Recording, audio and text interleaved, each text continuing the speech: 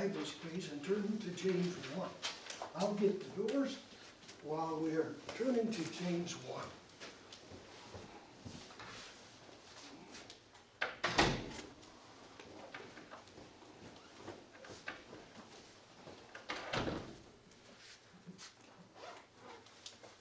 All right, James chapter 1. James chapter 1, verse 13. Let's read in unison. Joan, if you'd like to get one of those off the chair, help yourself. My Bible. It was a marvelous, and that was Kathy's. Yes, I know you're spread all over. Oh, James chapter 1 and verse number 13. This will be a short passage, but I'd like us to read it in unison. I have rather substantially changed my lesson plan for this morning. Not that I am not ready for my next lesson. I am quite ready, God being my helper, for my next lesson.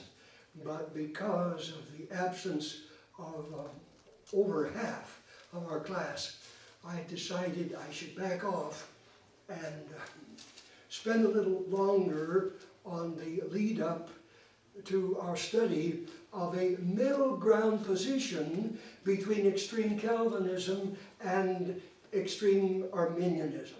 So I'm going to take longer on the introduction, so hopefully we'll have a broader perspective when we get back on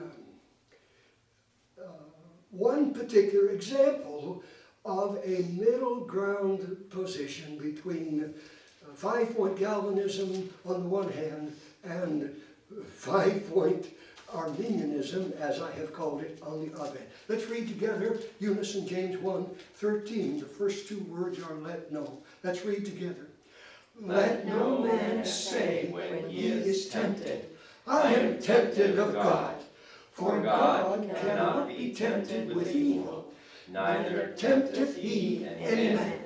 But every man is tempted when he is drawn away of his own lust and enticed. Then when lust hath conceived, it bringeth forth sin, and sin, when it is finished, bringeth forth death. Notice again the first part of verse 13. Let no man say when he's tempted, I am tempted of God. Now, can we all agree, or do we all agree, that there is a progression here in these three verses? Is there a progression here in these verses? First, temptation, then lust, and then sin. Is that not the progression that King David went through before his sin with Bathsheba? I believe it was. So there's the progression.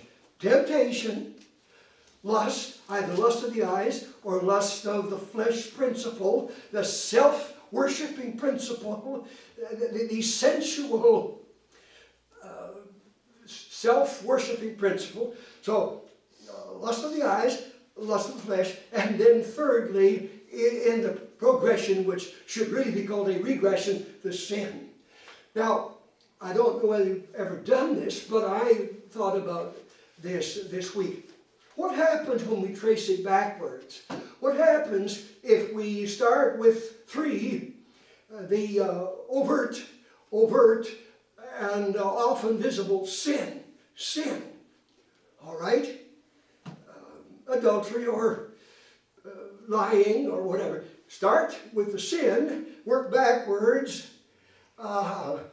to the lust that led to the sin, and then work backwards still to the temptation. Let me say this emphatically. God is not the author of any of this. Sin is a result of lust, and take it back to the beginning, temptation. And the Bible plainly says God is not the author of temptation, so he's not the author of sin. And it's my understanding, as we see, do you still have these from last week? It's my understanding that, and I will not be alone, it's my understanding that complete determinism, that God decrees everything in advance, makes God the author of sin. I am not the first to read into ultra-determinism or ultra-Calvinism, that when you trace it back, go backwards, sin was God's idea. And I totally repudiate that. Because God doesn't tempt any man, and he cannot be tempted with sin. All right, in the handout, page 10, we're looking at this chart with the big six of the Calvinistic Arminian divide. You say, well, why are you taking an aside here to look at 6 men when you could just go ahead and get to the man who had the moderate middle position? I'm doing this so you get a sense of how the divide works out, and how it unfolds in history, and how these issues divide sincere men and sincere people. You see, this is not just theory. This is shoe leather. People do divide over Calvinism and Arminianism. And friends divide. And so I want us to see how this looks in the test tube, or in the crucible of everybody trying to serve God, and everybody trying to think, well, I understand it. I want you to see what it looks like, and how painful it is when the divisions take place. We have seen that Lapsarianism is the belief that man has fallen from a better state. And we took a survey last week, and all of us in this class believe that man indeed has fallen from a better state. Then we saw how supralapsarianism, big word, don't be intimidated, supra or above or hyper. Supralapsarianism or hyperlapsarianism is also called double predestination or double election. And it says that God in eternity before Adam elected or chose everyone, either to salvation or damnation. It's double predestination, double election. And the Calvinists say, well, this theological system has logic in it. It's logical. Start with the T of the tulip, and go right on down. It's logic, and we just progress. Infra, like infrared, infra or under, is Lapsarianism that is under or less than the supraposition. Does that make sense? You know what infrared light is? So infralapsarianism is quite different than supra.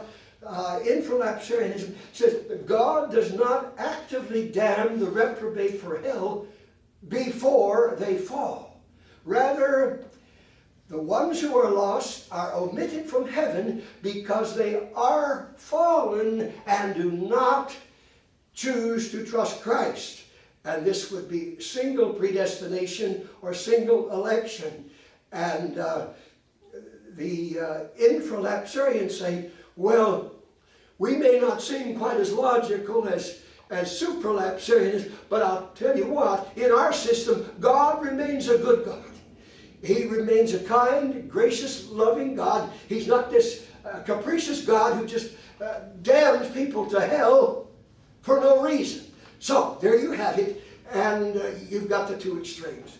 We looked at Calvin in the last lesson. He wrote the Institutes, Calvin's Institutes of Theology and Doctrine. Now, what he was doing was systematizing Augustine's doctrines.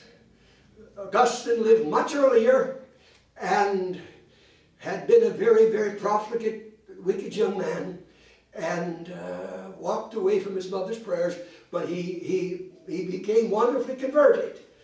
Having said that, he established this hyper-determinism concept, and Calvin just developed and amplified the hyper-determinism of Augustine. Come now to Jacob Arminius, 1560 to 1609, over here. He's on the infralaxarianism side. He was an orphan. He was adopted by a Roman Catholic priest. But the Roman Catholic priest was inclined towards Protestantism, the group that broke off from Roman Catholicism. So the adopted son naturally was influenced by the man who adopted him, and this little boy grew up in a protesting, reformist, Luther, Calvin, Zwingli home. So Arminius was ordained as a Reformed Protestant. Yes, you may properly use the term Protestant for the Reformed traditions. Arminius was ordained as Reformed pastor in 1588. And soon, the council assigned Arminius a task. The council said, well, we're glad to have you as a new pastor in our Protestant Reformed movement, and there's a fellow over here who's causing us trouble. There's a fellow over here with some new ideas, and his name is Coornhert. C-O-O-R-N-H-E-R-T. Coornhert is challenging our position as 5-pointers. He's challenging, in particular, the 5-point theology of Beza. And what we want you to do, we want you to do some writing and prove that it is wrong to challenge Beza's 5-point hyper-determinism. We want you to prove he's wrong and shore up our bulwarks and prove our system right, and prove that Coornhert is wrong. I want you to prove that supra is right. Well, in the process, Arminius became an infra. Our God has a wonderful sense of humor. I love this. Now you prove that the 5-point system is right, so he starts to study, and lo and behold, he says, I see some holes. I see some holes in Beza's 5-point Calvinism, and I'm inclined to agree with Coornhert. It reminds me of a little story of the fellow who wrote his sweetheart a letter every day, and she ended up marrying the postman. That's exactly what this story reminds me of. Arminius, you check out this contradictory position of Coornhert, and you prove that Coornhert is wrong, and Beza and Calvin are right, and in the process, Arminius becomes an infra less than Calvinist. All right, come down here, please, to John Owen. John Owen was a nonconformist theologian. That simply means he was a dissenter from Henry VIII's Church of England. Now, why did Henry VIII start the Church of England? For spiritual reasons? No. Henry VIII started what we know as the Church of England, or over here Episcopalian, simply for political reasons. Because the Pope in the Church of Rome would not give him as many divorces as he wanted, and he was up to, 7 or so wives. The Church of England was a political move, pure and simple. That's all.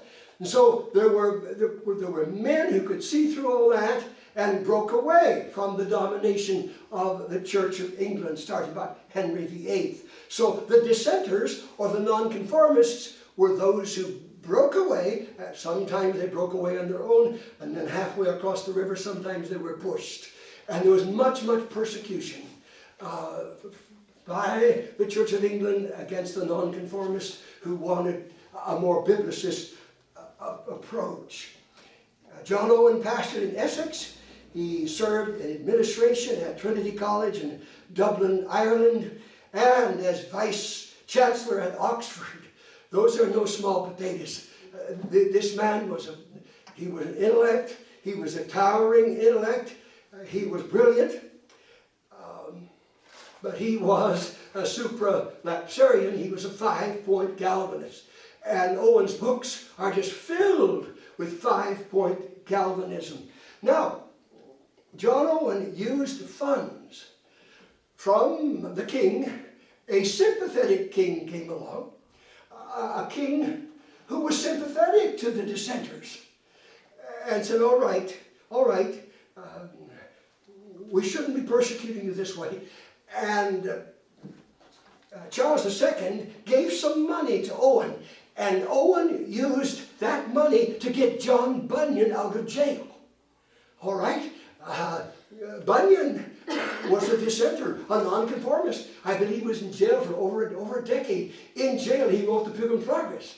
And Charles II of England gave this man, John Owen, funds, and some of that money was used by Owen to get, Bunyan's wife and blind daughter had no money to bail him out of jail, but Charles II gave money to Owen, and with that money, he helped to get Bunyan out of jail, and thank God for that. Now let's come over to the other side of the column, the less than 5-point Calvinists, the infralapsarian column, and we come to Richard Baxter. Richard Baxter would be among that group that we call the Puritans. The Puritans.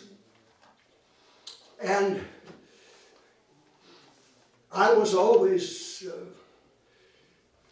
deliberately or innocently led to believe that all the Puritans, and so many of them were deep, detailed writers, they were all 5-point Calvinists.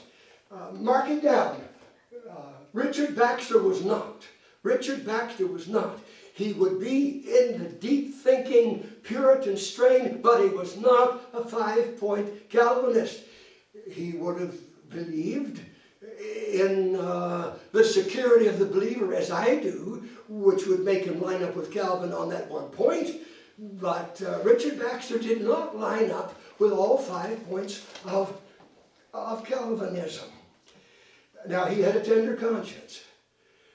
And because he had a tender conscience and a strong sense of justice, he was in a lot of conflict. Not because he was looking for it. But remember, these are the days of Cromwell. These are the days that now they're overthrowing the king, all right? And they're putting Cromwell the leader. And then after just a few years, they get rid of Cromwell and they've got another sovereign king over the nation. This stuff is all convoluted. And Baxter, with a very tender conscience, saw excesses usually in both sides. So Baxter spent most of his life wrestling with, in conflict with both the state and the church. Now, he's a dissenter. He's a nonconformist. He does not stay within the Church of England. But, wait a minute, he did not vilify those who stayed in the Church of England. He was a separatist. He came out. By the way, we're still talking about divides, right? It's still on topic. We're still talking about divides. When should we divide? All right? He was a separatist. He was a dissenter, a nonconformist. He came out of the Church of England, but he still maintained fellowship with the Orthodox, small o, virgin birth, blood-atoning men who remained within the Church of England. And he formed associations, we would call them fellowships, of like-minded men. And they could come and mix. Some of them were still in the Church of England, others were dissenters, and Baxter was the moderator and got them together, and they dealt with theology, and they were able to have fellowship on the Bible. Some dissenters, nonconformists, and some who were still in the Church of England. He pastored at Kidderminster, and he also wrote the Reformed Pastor. It was such a great encouragement to me, the last time we were at Ambassador Baptist College, to see that they sell this book by Richard Baxter it's called The Reformed Pastor. And some of the leaders from Ambassador may watch this sometime, but I'm saying this somewhat tongue-in-cheek. I was wonderfully surprised that Ambassador Bookstore would even carry a book with the word Reformed in it, because they're not at all Calvinistic. And they have this book, The Reformed Pastor, by this man, Richard Baxter. It's a gold mine for pastors. It's wonderful. It's balanced. It's not hyper-Calvinist. So we need to understand that Baxter's works are rich. And the five-pointers piled on against him because he was messing with their five-point system. He believed, now here it comes. This is why he's not a five-pointer. He believed in unlimited atonement. All right? So you can see that immediately separated him from John Owen. He believed in unlimited atonement, as I do, that the atonement of Jesus is sufficient for all, but efficient for those who believe. Now, if it was efficient for everybody, then everybody would be going to heaven, regardless of whether or not they believed. But he believed in potential unlimited atonement, that whosoever will may come. Whosoever may come to the Lord Jesus and drink of the water. Now, he entered into a pamphlet and booklet war with Owen. And there's just no way of getting around it. Those two men went at it. They wrote books. This is why your position is wrong. This is why I'm advocating a better position. They went at it. But wait a minute. Who took care of John Owen in the last 3 months of John Owen's life? None other than Richard Baxter. Amen. That's good, isn't it? Yeah. They had their divide, but there were some things beyond even this biggie. Richard Baxter took care of the dying John Owen. That's the spirit I want to have. And may I advocate that spirit for all of us and for this particular local church, Dyer Baptist Church. Well, we've got to go on. As we continue to see how this divide works out in history, come over here to George Whitefield. George Whitefield. Oh, I have loved George Whitefield for 45, 48 years. I have loved George Whitefield. But I do have to say this, and I've never said it publicly before, and it shocks me. I could not believe my eyes. George Whitefield, one of my beloved historical figures, was on the wrong side of the slavery issue. Wesley was on the right side. And I didn't know that till about 6 months ago. That one of these ones who had such a passion for souls, Whitefield believed. And I've been at his orphanage in Savannah, Georgia. Oh, I wanted to go there. And Jane and I went there about 2 years ago. I walked all around, going like this, hoping I was walking in the footsteps of Whitefield. I'm sure Jane felt, have you walked enough yet? No, a little bit more walking, honey, because I want to walk right in the footsteps of Whitefield. Oh, he was a powerhouse for God. Oh, a powerful preacher. But he believed that slavery was essential to prop up the economy of the British Empire. Oh, man, that disappointed me. At any rate, I'll continue.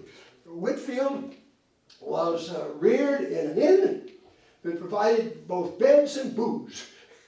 And Whitefield, as a young boy, The family was poor. Whitfield, as a young boy, served ale to the clients in the inn. That's quite a place to start, isn't it? As a server of booze.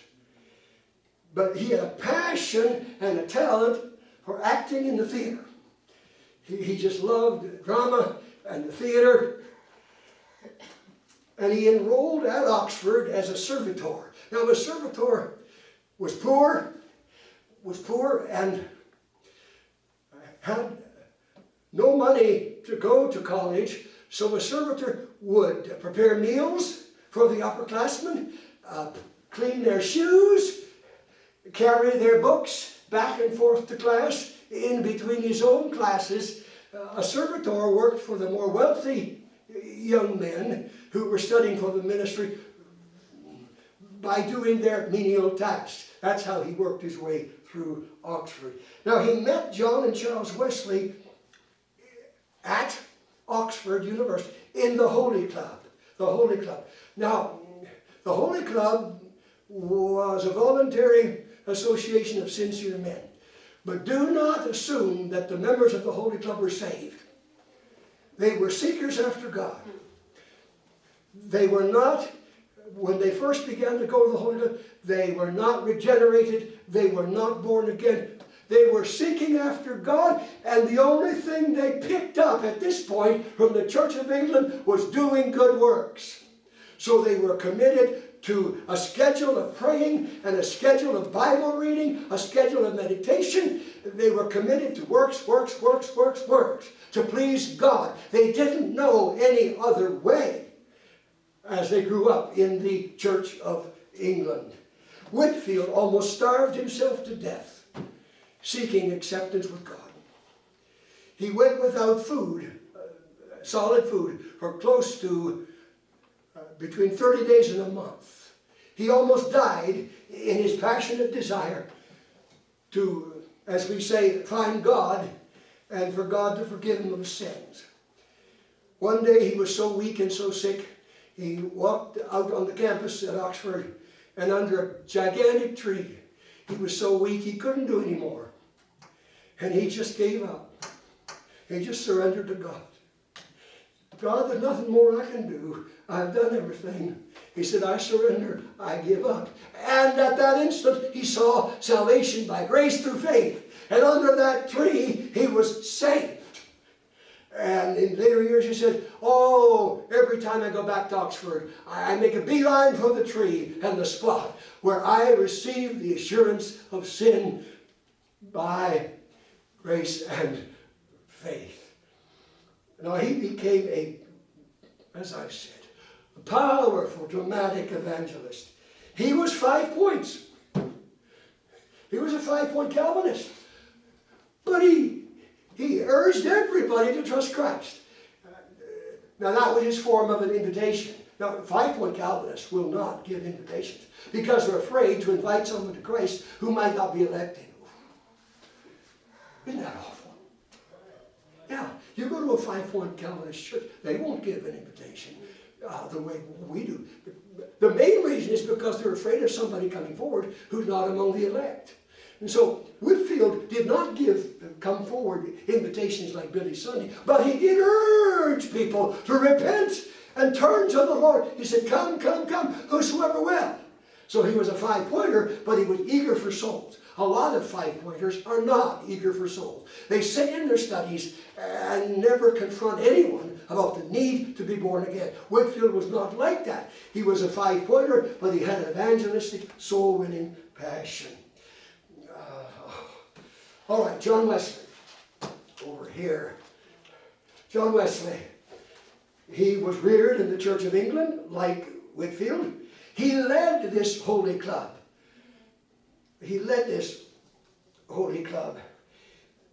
And still trying to serve God, do works.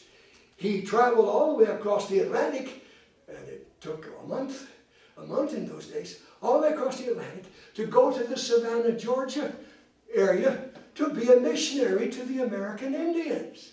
I'm going to serve God. I'm going to give my life.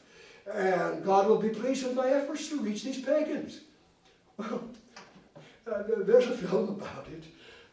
Some things in the film are different than what I expected, but I guess the imagination is left to roam with filmmakers. But this is true. This is true. My wife looks like she's pointing at her watch, but she's just scratching her wrist. It doesn't mean a thing. She's just scratching her wrist. He fell in love with a young lady in Savannah, an upper crust young lady, and she rejected his proposal. So he did what any self-respecting Anglican priest would do. He excommunicated her from the Lord's Supper. He caused an uproar in the colony.